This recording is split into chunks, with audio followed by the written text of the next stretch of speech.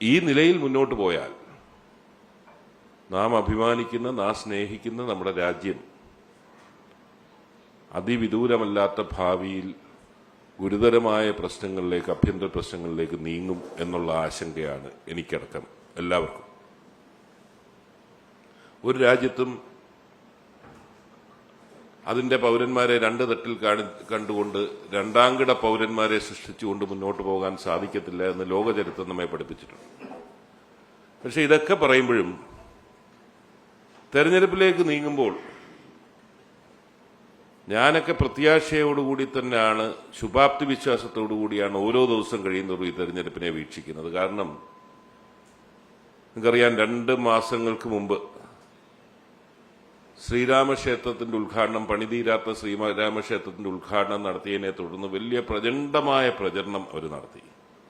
ഒരർത്ഥത്തിൽ ഭാഗികമായി BJP വിജയിച്ചു. കാരണം ഒരു തെരഞ്ഞെടുപ്പിലേക്ക് നീങ്ങുമ്പോൾ ആരധികാരത്തിൽ വരും വരത്തില്ല എന്നുള്ള ചോദ്യമാണ് സാധാരണ ചർച്ച ചെയ്യുന്നതെങ്കിൽ BJPയുടെ പ്രചരണം വഴി 370 കിട്ടുമോ 400 കിട്ടുമോ എന്നൊരു നെറേറ്റീവ് അവർ മുന്നോട്ട് വെക്കുകയും അതിന്മേലായി ചർച്ച.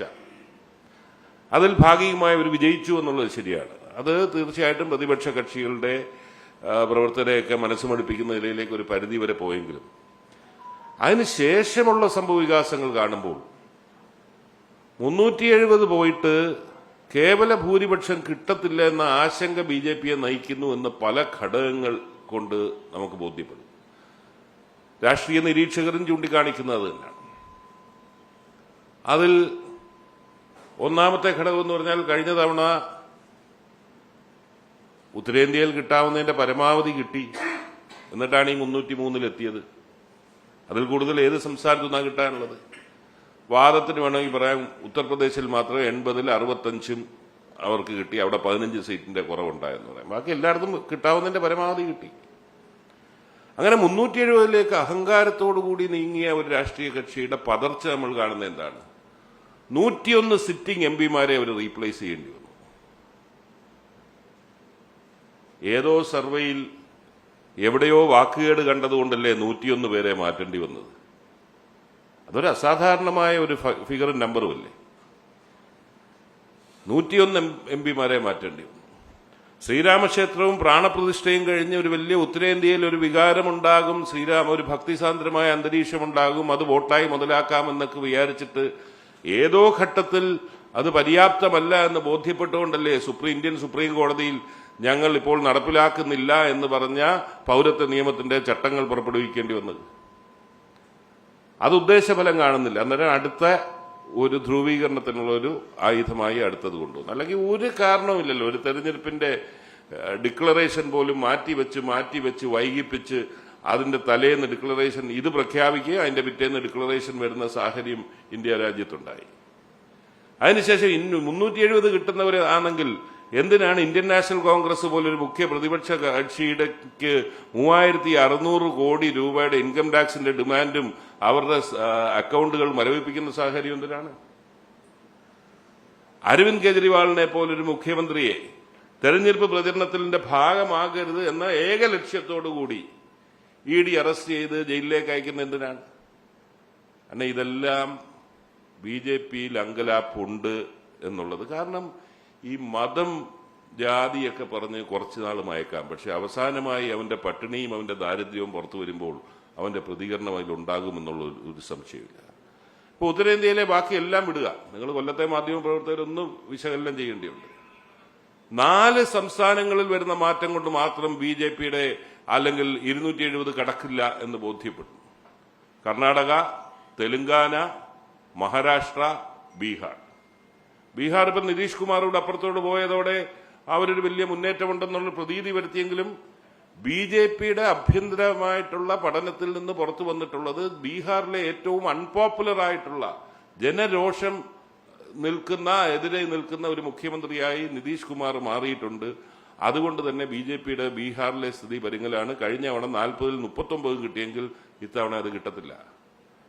മഹാരാഷ്ട്രയിൽ മറാഠ വികാരം വളർന്നുകൊണ്ട് തന്നെ ഉദ്ധവ് താക്കറെ അടക്കം കാലുമാറ്റത്തിൽ കൂടെ നീക്കം ചെയ്തതിനെതിരെയുള്ള ശക്തമായ ജനരോഷം അത് 2 പാർട്ടിയും പുലർന്നു എന്നൊക്കെ പറയുമ്പോഴും ഒരു പൊതുസമൂഹം എന്നുള്ള നിലയിൽ ആ ഉദ്ധവ് താക്കറെ, NCP, കോൺഗ്രസ് സഖ്യത്തിന് അനുകൂലമായി നിൽക്കുന്നു. പല സർവേകളിലും 50% കൂടുതൽ സീറ്റ് ഇപ്പൊ തന്നെ പ്രവചിക്കുന്നുണ്ട്. 48-ൽ 43 കഴിഞ്ഞവണ കിട്ടിയതാണ്.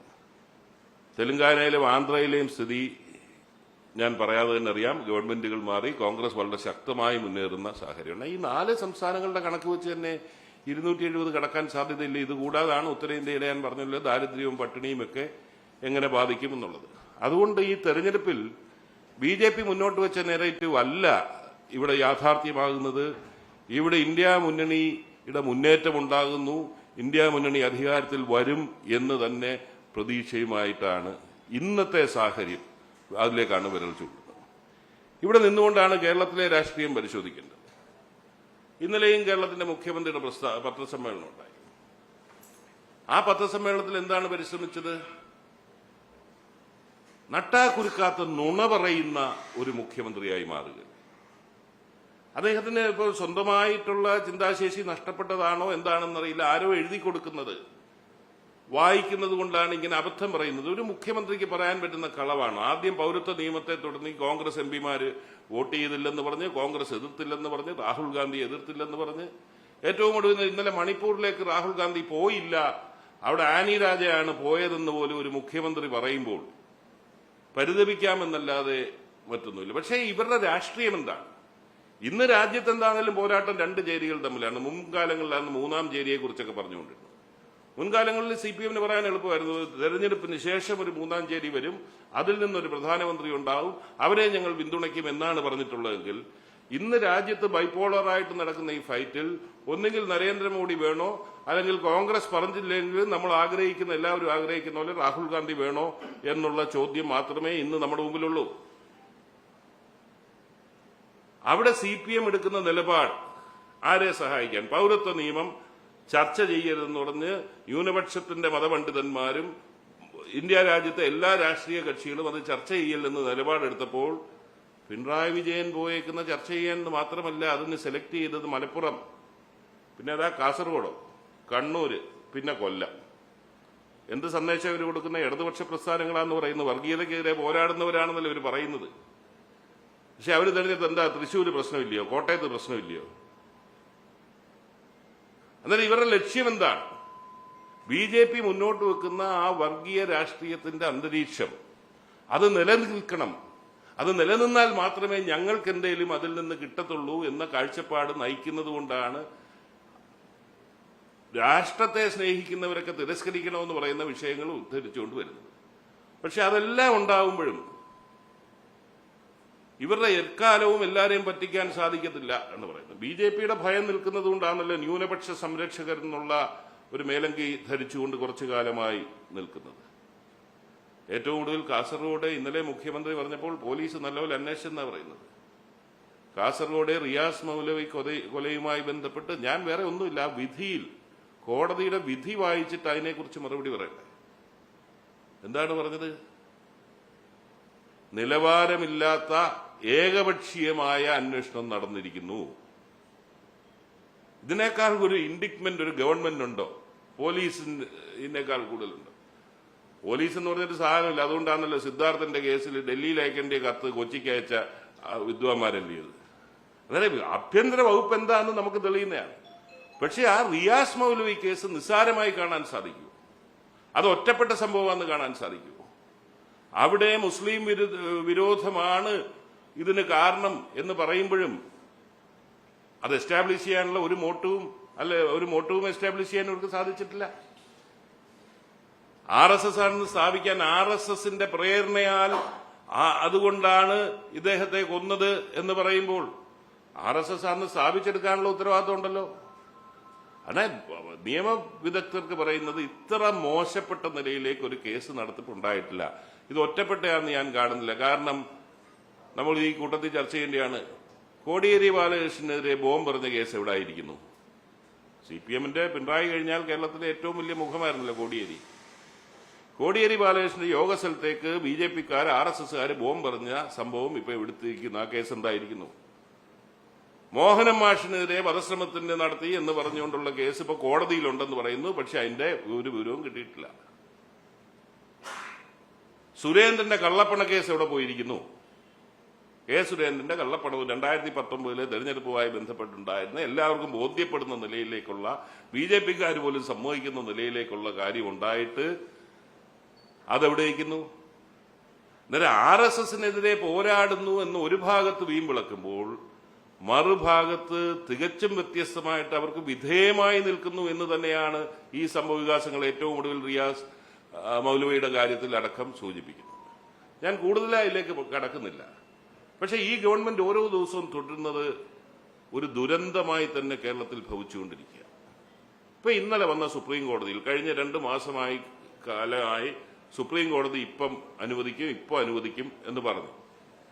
ഇന്നും അതിനെ വ്യാഖ്യാനിക്കാൻ ഇവരെ കൊണ്ട് മാത്രമേ സാധിക്കത്തുള്ളൂ. ഇതിന്റെ ആവശ്യവുമായി മുന്നോട്ട് ചെന്നപ്പോൾ, കേരളത്തിന് കടമെടുക്കാനുള്ള അവകാശവുമായി മുന്നോട്ട് ചെന്നപ്പോൾ സുപ്രീം കോടതി എന്താ പറഞ്ഞത്? ധൂർത്തും പിടിപ്പുകേടും കാരണം ഉണ്ടായ സ്ഥിതിയിൽ ഇപ്പോൾ ഇതിനേക്കാൾ കൂടുതൽ അനുവദിക്കാൻ സാധിക്കത്തില്ല. പക്ഷേ ഇതിന്റെ നയപരമായൊരു വിഷയമുണ്ട്. ഞാൻ എപ്പോഴും ചൂണ്ടിക്കുന്ന, ഇവര് കേരളത്തിൽ സമരം ചെയ്യുമ്പോൾ ഇവർ പറയുന്ന കർണാടകം ചെയ്യുന്നില്ലയോ, തമിഴ്നാട് ചെയ്യുന്നില്ലയോ? കർണാടകവും തമിഴ്നാടും ചെയ്യുന്നുണ്ട്. അവർ ചെയ്യേണ്ട കാര്യങ്ങൾ കൃത്യമായി നിർവഹിച്ചതിന് ശേഷം തമിഴ്നാട്ടിൽ അവിടുത്തെ രാജ്യത്തെ സ്ത്രീകൾക്ക് അടക്കം കൊടുക്കുന്ന ആനുകൂല്യങ്ങളുടെ 10% ഇവിടെ കൊടുക്കുന്നില്ലല്ലോ. അവര് കൃത്യമായി അവർ ചെയ്യേണ്ട കാര്യങ്ങൾ ചെയ്തിട്ടതിന് ശേഷം തന്നെയാണ്, പക്കാ ഫിനാൻഷ്യൽ മാനേജ്മെന്റ് ഉണ്ടായതിനു ശേഷമാണ് അവർ നയപരമായ കാര്യങ്ങൾ ഉന്നയിച്ചിട്ടുള്ളത്. കർണാടകയാണെങ്കിൽ നയപരമായ ഏറ്റവും പ്രധാനപ്പെട്ട കാരണം ഇത് തന്നെയാണ്. ദക്ഷിണേന്ത്യയിൽ കൊടുക്കുന്ന ആളോഹരി കൊടുക്കുന്ന ടാക്സ് ഇത് വിന്യസിക്കപ്പെടുന്നത് ഉത്തരേന്ത്യയിലെ സംസ്ഥാനങ്ങൾ. നമ്മൾ മുന്നോക്കം പല ജീവിത സൂചികകളിലും നമ്മൾ മുന്നോട്ട് പോയി എന്നുള്ള കാര്യം കൊണ്ട് നമ്മൾ ശിക്ഷിക്കപ്പെടുകയാണ്. അത് നയപരമായ വിഷയം തന്നെയാണ്, ചർച്ച ചെയ്യേണ്ട വിഷയം തന്നെയാണ്.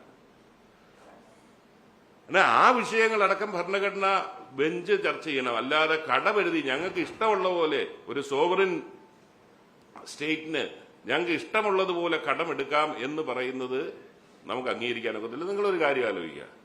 കഴിഞ്ഞ April 1 ഇന്ന് April 2 ഒരു വർഷം ഒരു ദിവസമല്ലായുള്ളോ നിങ്ങളുടെയും എന്റെയൊക്കെ പോക്കറ്റിൽ നിന്ന് 2 രൂപ വെച്ച് പെൻഷൻ കൊടുക്കാൻ വേണ്ടി ടാക്സ് വർദ്ധിപ്പിച്ച് സെസ് ഉണ്ടാക്കിയത്?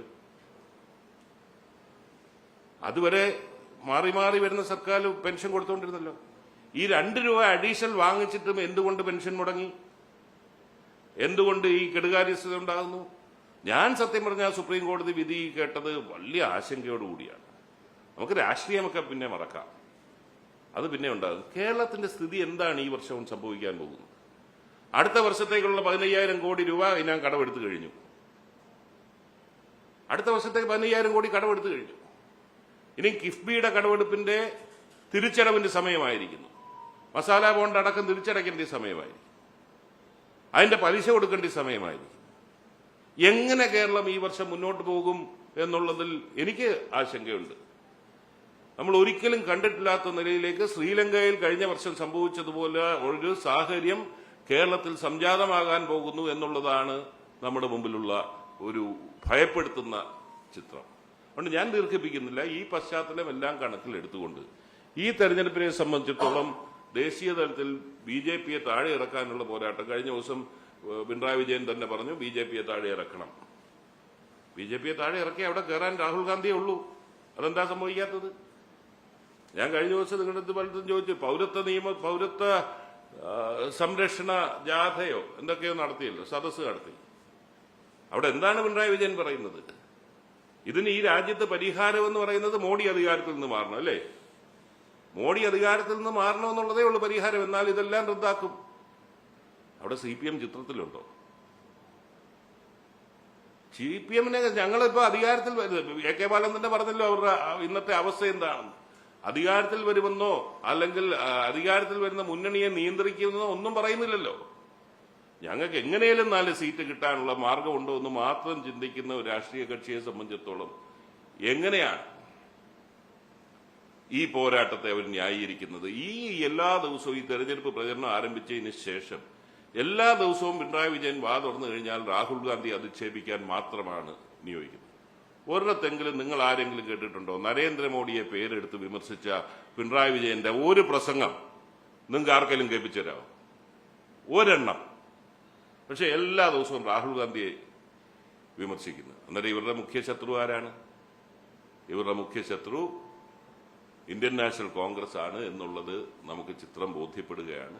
ഇതൊന്ന് തിരിച്ചറിഞ്ഞുകൊണ്ട് തന്നെ നാട്ടിലെ ജനങ്ങൾ, രാജ്യത്തെ സ്നേഹിക്കുന്നവർ, മോഡി അധികാരത്തിൽ നിന്ന് മാറണമെന്ന് ആഗ്രഹിക്കുന്നവർ ഒരു ഭാഗത്തും, അതുപോലെ തന്നെ ജീവിതം മുന്നോട്ട് കൊണ്ടുപോകാൻ സാധിക്കാത്ത നിലയിലേക്ക് ദുസ്സഹമാക്കിയ പിണറായി വിജയനെതിരെയുള്ള ആ ഒരു വികാരവും, ശക്തമായ വികാരവും പ്രതിഫലിക്കുമ്പോൾ 20 സീറ്റും ഐക്യ ജനാധിപത്യ മുന്നണിക്ക് വിജയിക്കാനുള്ള രാഷ്ട്രീയ സാഹചര്യം ഇന്ന് നിലനിൽപ്പുണ്ട്.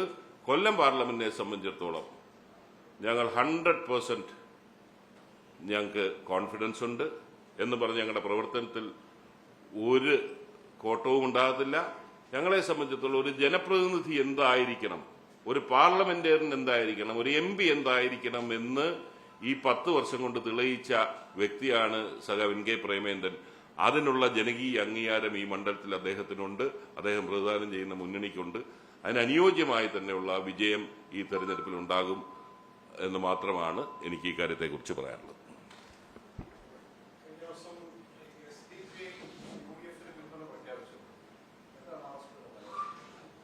തെരഞ്ഞെടുപ്പ് കഴിയുന്നത് 2019 കേരളത്തിലെ എല്ലാ വിവിധ സംഘടനകൾ UDF തന്നെയാണ് പിന്തുണ പ്രഖ്യാപിച്ചത്. അന്നത്തെ നിലപാട് തന്നെ ഇന്നും ഉള്ളത്.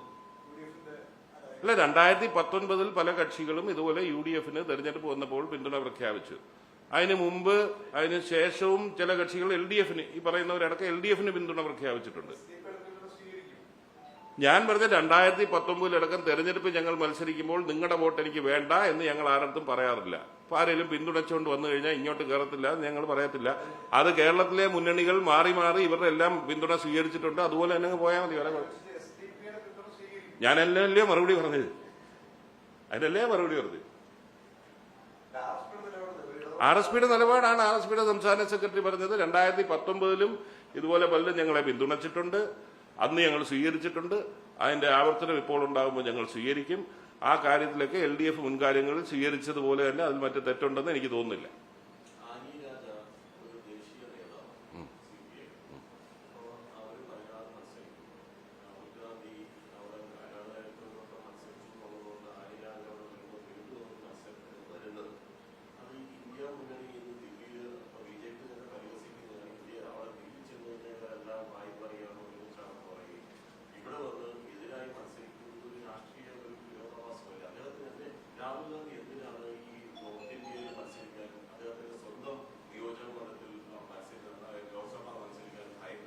അല്ല, ഇപ്പൊ CPM ആണ് ഇപ്പൊ രാഹുൽ ഗാന്ധി എവിടെ മത്സരിക്കണമെന്ന് തീരുമാനിക്കുന്നത് എന്ന് പറഞ്ഞാൽ എനിക്ക് മറുപടിയില്ല.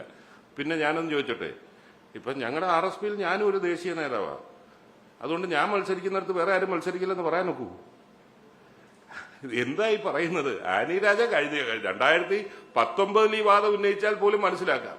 രാഹുൽ ഗാന്ധിയുടെ സിറ്റിംഗ് സീറ്റ് മത്സരിപ്പിക്കാൻ CPI തീരുമാനിച്ചിട്ട് പറയുന്നു, LDF തീരുമാനിച്ചിട്ട് പറയുന്നു രാഹുൽ ഗാന്ധി മാറിക്കൊടുക്കണമെന്ന്. ഇതെന്ത് രാഷ്ട്രീയമാണ്?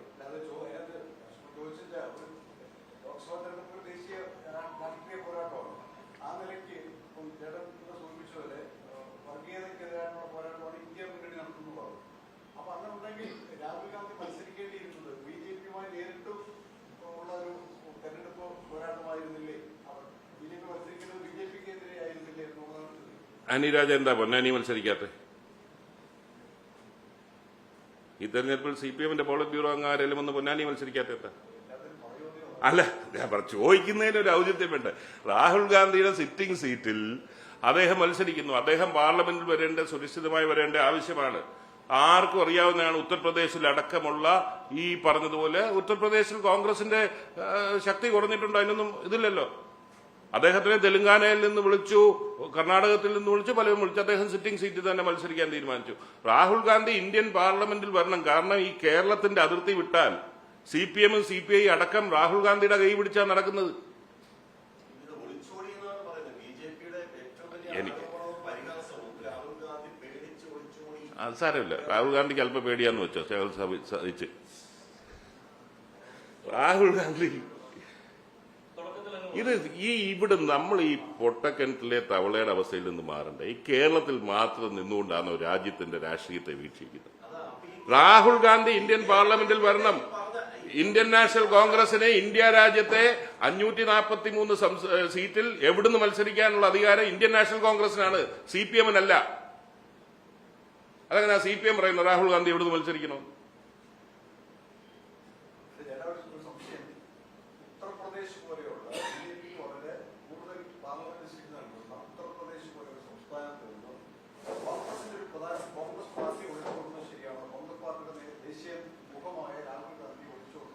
അതാണ് പറഞ്ഞത്, ഉത്തർപ്രദേശിൽ നിന്ന് തന്നെ മത്സരിക്കണം. ഉത്തർപ്രദേശിലെ രാഷ്ട്രീയം മാറി എന്നുള്ളത് നമുക്ക് മനസ്സിലാക്കാം. ഇപ്പൊ ബംഗാളിൽ പഴയതുപോലെ CPM ശക്തിയുണ്ടോ? അവിടുന്നാണ് എല്ലാവരും പോയി മത്സരിക്കുന്നത്? അല്ലല്ലോ. ഉത്തർപ്രദേശിൽ കോൺഗ്രസിന്റെ സ്വാധീനം കുറഞ്ഞിട്ടുണ്ട്. അവിടുന്ന് തന്നെ മത്സരിക്കണമെന്ന് കേരളത്തിലെ CPM പറയുമ്പോൾ രാഹുൽ ഗാന്ധി പാർലമെന്റ് കാണാതിരിക്കാനുള്ള സാഹചര്യം ഉണ്ടോ എന്ന് നോക്കുന്നതാണ്.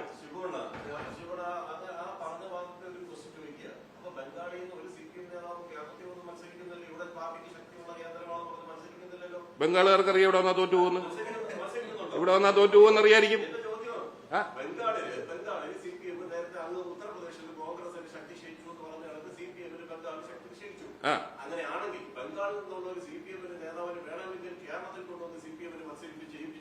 ജയിപ്പിക്കാൻ പറ്റുന്നില്ലല്ലോ. കഴിഞ്ഞ തവണ പോലും ജയിച്ചില്ലല്ലോ.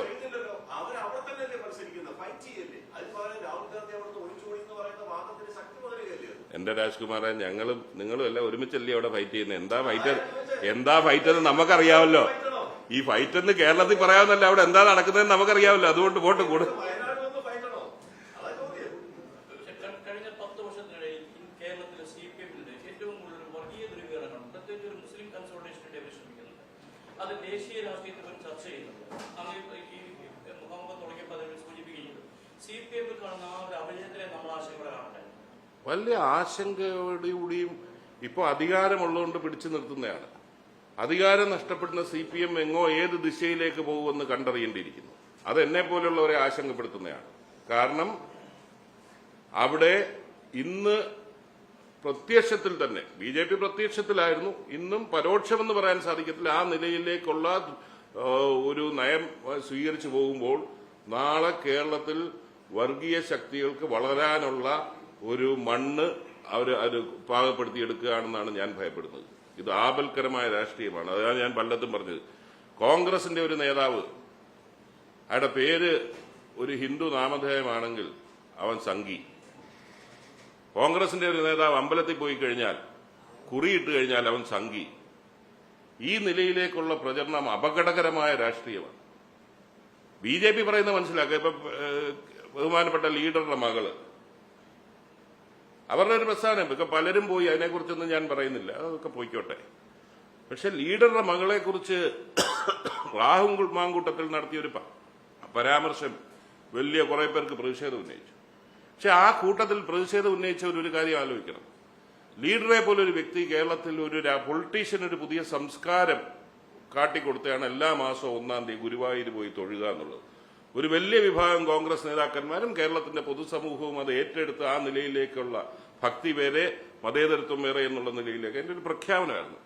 ആ ലീഡറുടെ മകള് പറയുകയാണ് കുറിയിടാൻ ഇതുവരെ സ്വാതന്ത്ര്യം ഇല്ലായിരുന്നു. അതുപോലെ BJPയുടെ രാഷ്ട്രീയം അവിടെ അങ്ങനെയുള്ളവരെ ഇവിടെ നിൽക്കുന്ന മതേതര വിശ്വാസികളായിട്ടുള്ള നേതാക്കന്മാരെയൊക്കെ സംഘീവൽക്കരിച്ചുകൊണ്ട് ഈ താൽക്കാലിക നേട്ടത്തിൽ ന്യൂനപക്ഷങ്ങളുടെ കുറച്ച് വോട്ട് കിട്ടും ഇങ്ങനെ പറഞ്ഞാൽ ഒരു സംശയം ഉണ്ടാകും. കൊല്ലത്ത് വേമേന്ദ്രനെ കുറിച്ചും അതാണല്ലേ പറയുന്നത്.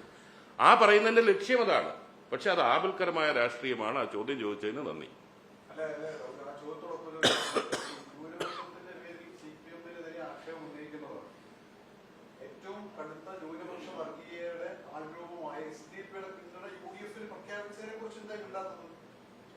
എന്തോ മനസ്സിലായില്ല.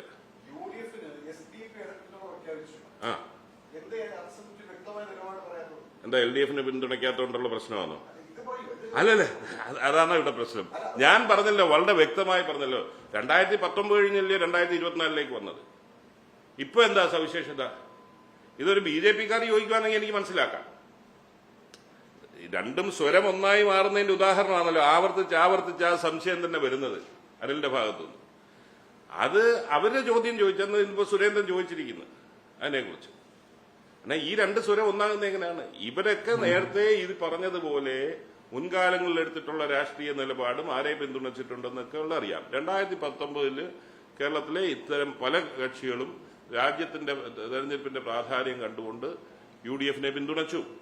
അത് ദേശീയ തലത്തിൽ അന്ന് BJP വലിയ വിഷയമാക്കി. ഇന്ന് കേരളത്തിലെ CPM വീണ്ടും BJP വിഷയമാക്കിയതുപോലെ അത് വിഷയമാക്കാൻ നോക്കുന്നു എന്നുള്ളതേ അതിന് ഉള്ളൂ. അതിന് വേറെ മറുപടിയില്ല.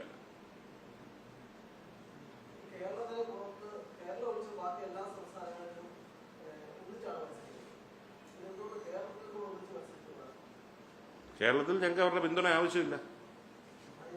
ബാക്കിയുള്ളിടത്ത് ഈ പറഞ്ഞ ദേശീയ രാഷ്ട്രീയത്തിൽ ദേശീയ രാഷ്ട്രീയത്തെ സംബന്ധിച്ചിടത്തോളം CPM ഇന്ന് ഈ പറഞ്ഞ പോലെ ചിഹ്നം പോലും നിലനിർത്താനുള്ള ഒരു പോരാട്ടമായി നിൽക്കുമ്പോൾ ഇന്ത്യൻ നാഷണൽ കോൺഗ്രസ് ദുർബലപ്പെട്ടു എന്ന് പറഞ്ഞാലും കോൺഗ്രസിന്റെ ചിറകിൻ കീഴിൽ നിന്നാൽ മാത്രമേ എന്തെങ്കിലും ഒരു സാധ്യതയുള്ളൂ. അതവർ അംഗീകരിക്കുന്നു. പക്ഷെ കേരളത്തിലെ CPM അത് അംഗീകരിക്കുന്നില്ല എന്ന് മാത്രമേ ഉള്ളൂ.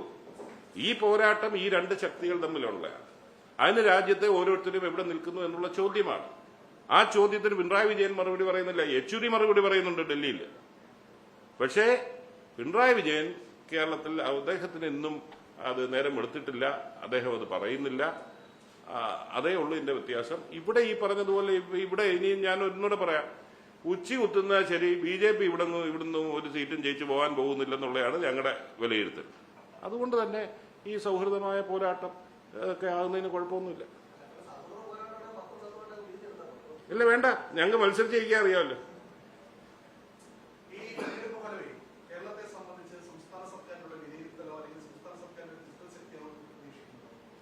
തീർച്ചയായിട്ടും അതാകണം. കാരണം രണ്ട് ഘടകങ്ങളും ഉണ്ടല്ലോ. ദേശീയ തലത്തിലുള്ള ഇത് മാത്രം സംസ്ഥാന സർക്കാരിനുള്ള മാത്രമുള്ള വിലയിരുത്തലാന്ന് ഞാൻ പറയില്ല. ദേശീയ രാഷ്ട്രീയം ആവശ്യപ്പെടുന്ന നിലയിലേക്കുള്ള വിധിയെഴുത്തും അതിനോടൊപ്പം സംസ്ഥാന സർക്കാരിൽ മനം മടുത്തു നിൽക്കുന്ന ഒരു സമൂഹത്തിന്റെ പ്രതിഷേധവും രണ്ടും ചേരുന്നതായിരിക്കും ഈ തെരഞ്ഞെടുപ്പ് ഫലം. ഒരു തർക്കമില്ല.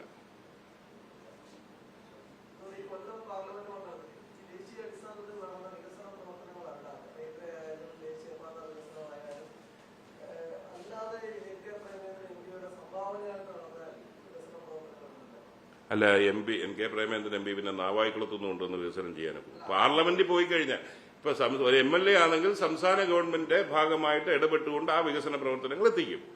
MP മാരെന്ന് പറഞ്ഞാൽ അവർ പ്രവർത്തിക്കുന്ന കേന്ദ്ര ഗവൺമെന്റിന്റെ ഭാഗത്തുനിന്ന് ഇടപെടൽ നടത്തി അവിടെ വികസനം നടത്തിയിരിക്കും. അല്ലാതെ അവന് എന്ത് വികസനം കൊണ്ടുവരുന്നത്?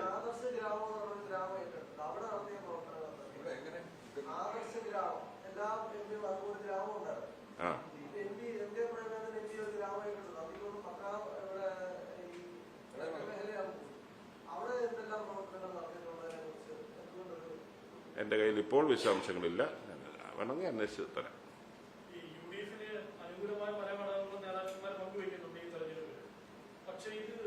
സോഷ്യൽ മീഡിയയുടെ ഒരു കാലഘട്ടമാണ്.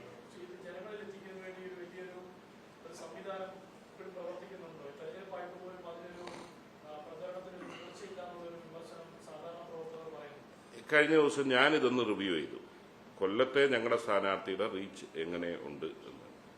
എതിർ സ്ഥാനാർത്ഥിയുടെ റീച്ച് ഫേസ്ബുക്ക് പേജസിൽ വന്ന അദ്ദേഹത്തിന്റെ അടക്കം ഞങ്ങൾ ഏറെ മുന്നിലാണ്, ഏറെ ബഹുദൂരം മുന്നിലാണ്. അന്നേരം പൊതുജനങ്ങളിലേക്ക് എത്തിക്കുന്ന റീച്ചിന്റെ കാര്യത്തിൽ ബഹുദൂരം മുന്നിലാണ്. പക്ഷേ ഇവിടെ പറഞ്ഞതിലൊരു കാര്യമുണ്ട്. ഒരു നുണ മേളിൽ നിന്ന് പറഞ്ഞാൽ ഏറ്റവും താഴെ അറ്റം വരെ 1 മിനിറ്റ് കൊണ്ട് എത്തി അത് ആവർത്തിക്കാനുള്ള ഒരു സംവിധാനം മറുഭാഗത്തുള്ള പോലെ ഞങ്ങൾക്കില്ല എന്നുള്ളത് ഞാൻ സമ്മതിക്കുന്നു. പക്ഷേ ഒരു ജനറൽ പബ്ലിക്കിലേക്ക് എത്തിക്കേണ്ട കാര്യങ്ങൾ എത്തുന്നുണ്ട്. അത് തുറന്ന് പറയാമല്ലോ. അത് CPM വളരെ നേരത്തെ BJP ആണ് ആദ്യം തുടങ്ങിയത്. BJPക്ക് ശേഷം CPM ആ സംവിധാനമുണ്ട്. UDF, ഇന്ത്യൻ നാഷണൽ കോൺഗ്രസ് അതിനുള്ള പ്രവർത്തനം ഒരു പരിധി വരെ വന്നിട്ടുണ്ട്. മുസ്ലിം ലീഗിന് വളരെ ഫലപ്രദമായിട്ടുള്ള ഒരു സിസ്റ്റമുണ്ട്. അങ്ങനെ ഓരോരുത്തരുടെയും കഴിവിനനുസരിച്ചുണ്ട്.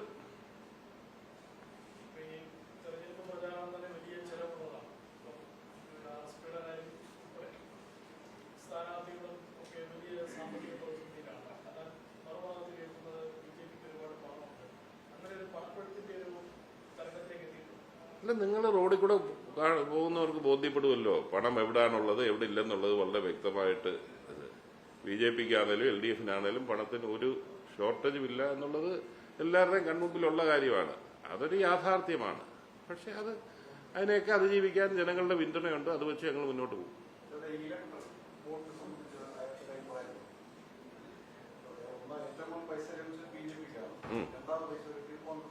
തൃണമൂല്, അത് കഴിഞ്ഞാ കോൺഗ്രസ്. രാജ്യത്ത് BJP കൊണ്ടുവന്ന ഒരു പുതിയ സംവിധാനമാണ്. അത് ഭരിക്കുന്ന കക്ഷിയെ ഫേവർ ചെയ്യുന്നതിന് വേണ്ടി കൊണ്ടുവന്ന ഒരു സംവിധാനം. അതുകൊണ്ടാണല്ലോ ഭരണഘടനാ വിരുദ്ധമെന്ന് പറഞ്ഞ് പോയത്. പക്ഷേ ഇപ്പോൾ പല ആവർത്തി ഇത് ചോദിക്കുന്നുണ്ട്. പൊളിറ്റിക്കൽ പാർട്ടീസിന് ഫണ്ടിങ്ങിന് വേണ്ടിയുള്ള ഒരിതാണ്. പല ആവർത്തി ഇത് ചോദിക്കുന്നുണ്ട്. ഞാനൊരു കാര്യം പറയാം. BJP അതിൽ സമ്പത്ത് സ്വരൂപിച്ചത് എങ്ങനെ? BJP ED ഉപയോഗിച്ചുകൊണ്ട്, അന്വേഷണ ഏജൻസികളെ ഉപയോഗിച്ചുകൊണ്ട് അവർക്ക് ഭീഷണിപ്പെടുത്തി, അന്വേഷണ ഏജൻസികളുടെ മുൻപിൽ വരുന്നവര് സ്വാഭാവികമായിട്ട് ഇലക്ട്രൽ ബോണ്ടിലേക്ക് പോകുന്ന ഒരു ഭീഷണിയുടെ സ്വരം അവിടെ ഉണ്ടായിരുന്നു. അത് ഒരിക്കലും അംഗീകരിക്കാനൊക്കാത്ത നിലയിലേക്ക് കാര്യങ്ങൾ നീങ്ങിയതുകൊണ്ടാണ് അതുണ്ടായത്. അതേസമയത്ത് ഏതെങ്കിലും സംസ്ഥാന ഗവൺമെന്റുകൾ അങ്ങനെ ചെയ്തിട്ടുണ്ടോ ഇല്ലയെന്നുള്ളത് ഇതിനൊരു മാതൃക അവർ മുന്നോട്ട് വെച്ചപ്പോൾ ആ മാതൃക പലരും പിന്തുടർന്നതാണ്. പക്ഷെ പ്രതിപക്ഷത്ത് നിൽക്കുന്ന ഇന്ത്യൻ നാഷണൽ കോൺഗ്രസ് ED ഉപയോഗിച്ചുകൊണ്ട് ഭീഷണിപ്പെടുത്തി അല്ലല്ലോ പണം വാങ്ങിച്ചത്, CBI അന്വേഷിച്ച് അല്ലല്ലോ പണം വാങ്ങിച്ചത്. ഇതിന്റെ വിഷയം അതാണ്. സർക്കാർ അധികാരം ഉപയോഗിച്ചുകൊണ്ട് ഭീഷണിപ്പെടുത്തി പണം വാങ്ങിക്കുന്നു. അത് ഇവിടുന്ന് മാത്രമല്ല, ഇങ്ങനത്തെ പേരെന്തായിരുന്നു, ലോട്ടറി സാന്റിയാഗോ മാർട്ടിൻ മാത്രമല്ല, മേഘ കൺസ്ട്രക്ഷൻസ് ഭീകരമായ തട്ടിപ്പ് നടത്തിയ കമ്പനിയാണ്.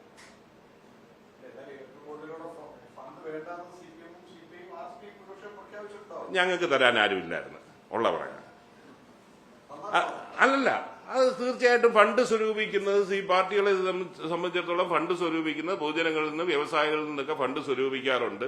ഇപ്പൊ CPIയും CPMും CPIക്ക് RSPക്കൊന്നും ആരും കൊണ്ടു തന്നില്ല. അതുകൊണ്ട് പിന്നെ നമുക്ക് പ്രശ്നമില്ല, പരാതിയില്ല.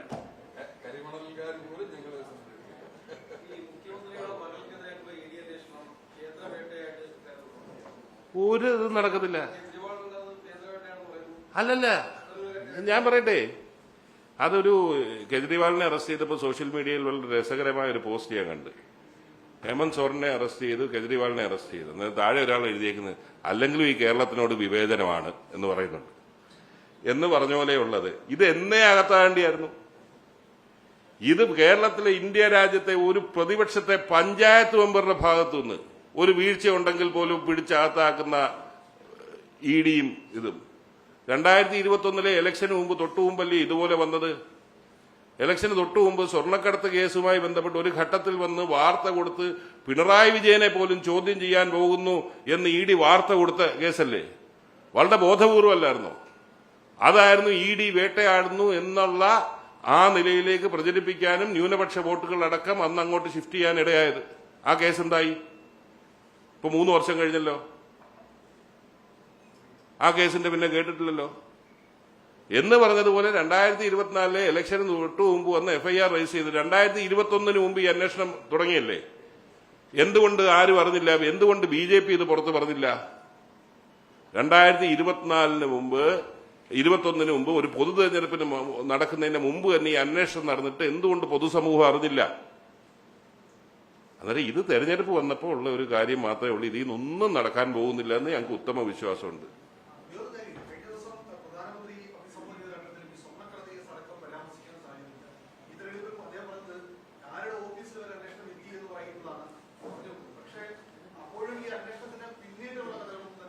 അല്ല, ഞാനത് ജാനുവരി മാസത്തിൽ തൃശ്ശൂർ വന്നപ്പോഴാണ് പ്രധാനമന്ത്രി പറഞ്ഞത്, ആ മഹിളാ സമ്മേളനത്തിൽ പറഞ്ഞത്, ഏത് ഓഫീസിൽ നിന്നാണ് സ്വർണ്ണക്കള്ളക്കടത്ത് നടത്തിയത് എന്ന് എനിക്കറിയാമെന്ന് പറഞ്ഞു.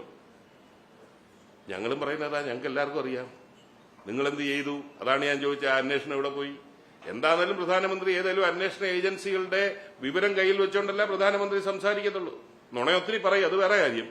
പക്ഷെ ഈ പറഞ്ഞത് ഏതെങ്കിലും അന്വേഷണ ഏജൻസിയുടെ വിവരം കയ്യിൽ വെച്ചായിരിക്കുമല്ലോ. എന്നിട്ട് അത് എന്തേ മുന്നോട്ട് പോകാത്തെന്നുള്ള എവിടെ ചോദ്യം?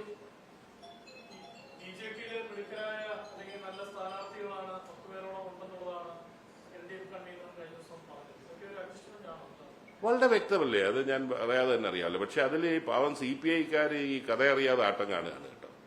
അതിൽ എടുത്തു പറഞ്ഞ 2 സ്ഥാനാർത്ഥികൾ എന്ന് പറഞ്ഞാൽ ഒന്ന് തിരുവനന്തപുരം, ഒന്ന് തൃശ്ശൂരുമാണ്. 2 CPI മത്സരിക്കുന്ന ഇവിടെ. അങ്ങനെ അതിൽ നിന്ന് വളരെ വ്യക്തമാണ്.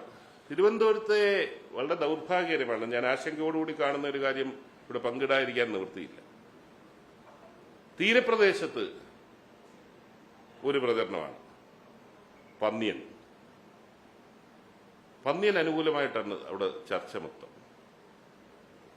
എന്താണ്? ശശി തരൂരിന് മൊത്തത്തിൽ വോട്ട് കിട്ടിക്കൊണ്ടിരുന്ന പ്രദേശത്ത് ശശി തരൂരിന്റെ വോട്ട് എങ്ങനെ കുറയ്ക്കാനൊക്കെ എന്നുള്ള മാത്രം ലക്ഷ്യം. ബാക്കി സ്ഥലങ്ങളിലേക്ക് പോകുമ്പോൾ രാജീവ് ചന്ദ്രശേഖരൻ മിടുക്കനാണ്. ശശി തരൂരല്ല, രാജീവാണ് ഇത് പറച്ചിലുകൊണ്ട് ഒറ്റ CPMകാർ തിരുവനന്തപുരത്തില്ല, അവരെല്ലാം ആറ്റിങ്ങലുമാണ്. ഇത് വളരെ തെരഞ്ഞെടുപ്പ് ഫലം വരുമ്പോൾ നിങ്ങൾക്കത് ബോധ്യപ്പെടും.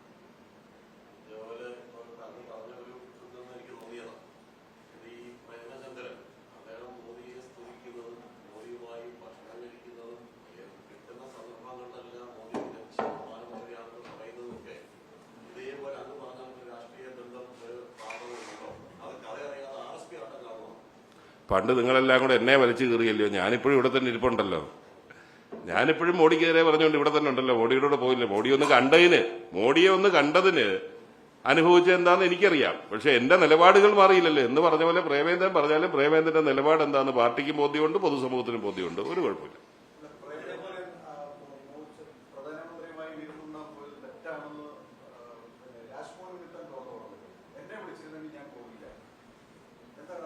അല്ല, അതിന് അദ്ദേഹത്തിന്റെ അഭിപ്രായം അത് പറഞ്ഞു. ഞങ്ങളെ സംബന്ധിച്ച് ഞങ്ങളുടെ പാർട്ടി അത് ചർച്ച ചെയ്തു. പാർട്ടി ചർച്ച ചെയ്തതിൽ പ്രേമേന്ദ്രന്റെ ഭാഗത്തുനിന്ന് വീഴ്ച ഉണ്ടായില്ല എന്ന് തന്നെയാണ് ഞങ്ങൾ പറഞ്ഞത്. ആരാണെങ്കിലും ഇന്ത്യൻ പാർലമെന്റിലെ ആരാണെങ്കിലും ആ നിലയിലൊരു ക്ഷണം വന്നാൽ പ്രധാനമന്ത്രി വിളിക്കുന്നെന്ന് പറഞ്ഞാൽ പോകും.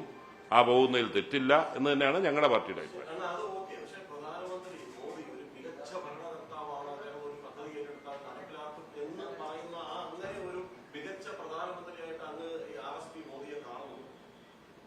RSPക്ക് മോഡിയെ കുറിച്ചുള്ള അഭിപ്രായം ഞാൻ ആദ്യം പറഞ്ഞല്ലോ. ഇവിടെ ഓരോ ദിവസവും മുന്നോട്ട് പോകുന്നത് വിനാശകരമാണ് എന്നുള്ളത്. പിന്നെ വേറെ ഒരു കാര്യം, രാജ്കുമാറിന്റെ ചോദ്യത്തിന് ഒരാളൊരു കാര്യം പറയുമ്പോൾ ഞാനൊരു ഉദാഹരണം പറയാം. MG ശ്രീകുമാർ ഒരിക്കൽ ഇരുന്ന് പറഞ്ഞ് യേശുദാസ് ആരാ, ഞാനാരാ, ഇങ്ങനെ ചോദിച്ചു. ഇത് യേശുദാസിന്റെ അടുത്ത് എത്തി എന്താണെന്നറിയാം. യേശുദാസ് ആര്, ഞാനാര് എന്ന് പറഞ്ഞ പോലെ അവിടെ പറഞ്ഞത് ഇങ്ങനെ പറഞ്ഞ് മോഡി മികച്ച ഭരണാധികാരി ഒന്നും അല്ല.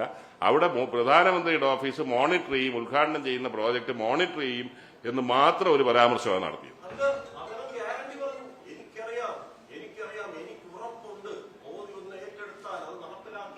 പ്രധാനമന്ത്രിയുടെ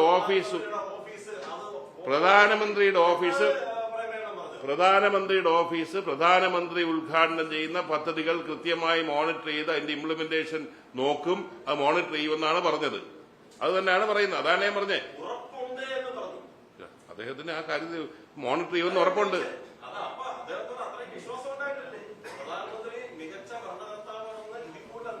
ഞാനൊരു കാര്യം പറഞ്ഞോട്ടെ. ഈ മോഡിക്ക് ഇത്രയും സ്വീകാര്യത കിട്ടുന്ന എന്താ?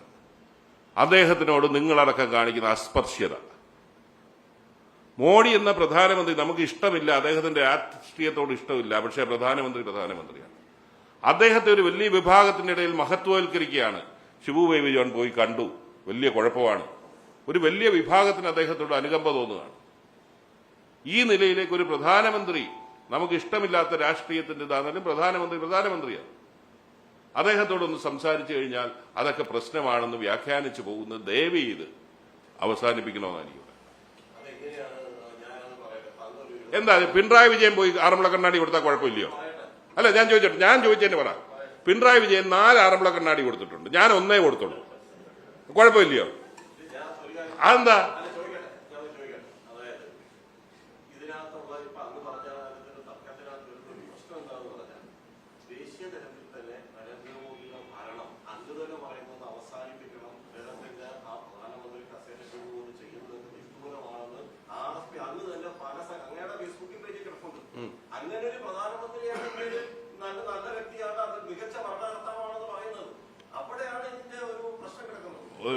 ഭരണത്തിന്റെ കാര്യം ഞാൻ പറഞ്ഞല്ലോ. പിന്നെയും ഇത് ആവർത്തിച്ചെന്ന് പറഞ്ഞാൽ വാക്കുകൾ മാറത്തില്ലല്ലോ.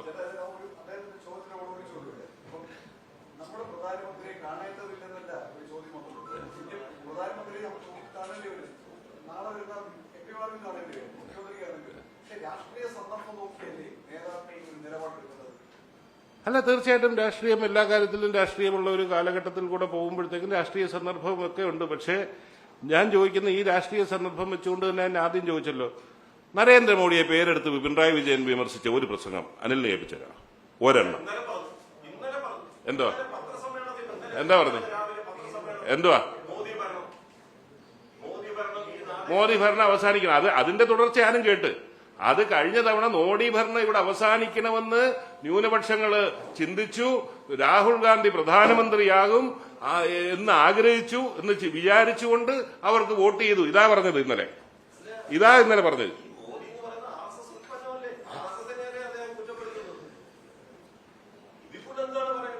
ശരി, ഞാൻ ചോദിച്ചത് ഇന്ന് മറുപടി പറ. ഒരു പ്രസംഗം കേൾപ്പിച്ച.